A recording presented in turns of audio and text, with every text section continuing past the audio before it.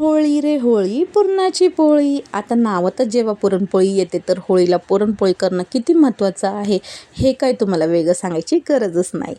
तर चला तर मग तुमच्या सगळ्यांना होळीच्या खूप खूप शुभेच्छा. आता इथे मी अर्धा किलोचे पुरण शिजत टाकलेलं आहे. आमटीची अर्धी निम्मी तयारी झाली आहे. आता जेव्हा पण मी पोळ्या करते ना तर मला अर्धा किलो पुरण हे टाकावंच लागतं, कारण की घरात सगळ्यांना आवडतं. आम्ही चौघंच आहोत, पण कमीत कमी 2 दिवस मनसोक्त पोळ्या खाता याव्या असं मला वाटतं. आणि हे पण छान आमटीला कट आलेला आहे आणि अशी तर्री आली नाही ना तर आमटी खाण्यात मज्जाच नाही, हो की नाही.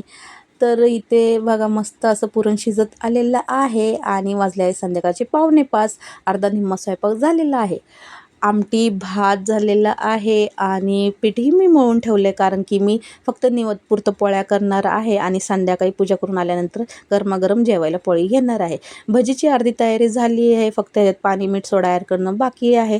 जेव्हा मी भजी करायला घेईल तर ते ॲड करून मी भजी तळणार आहे. आता फक्त निवदपुरतं मी करून ठेवणार आहे, कारण की इतक्या लवकर पोळ्या करून ठेवण्यात अर्थ नाही.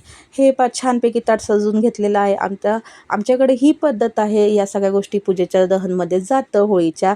तुमच्याकडे काय पद्धत आहे कमेंट करून नक्की सांगा.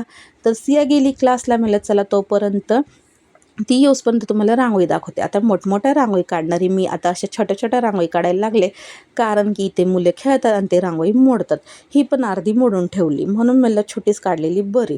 छानपैकी साडी नेसली, सगळे तयार झाले. युवांनी आणि त्याच्या पप्पांनी कुर्ता घातला. सियाही आली आहे आणि सोसायटीत भेपा होळी पेटली आणि थंडी उडाली आणि बोंब ठोकत सगळ्यांनी होळीची सुरुवात केली. आता होळीला बोंब ठोकणे हे जुन्या काली रीतीपासून सुरू आहे.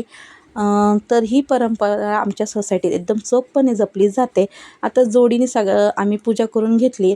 आता आपल्या सणवार आणि प्रीती परंपरा हे आपल्याला करणं भाग आहे आणि जर हे आपण केलं नाही तर आपल्या पिढीला, पुढच्या पिढीला कसं कळणार.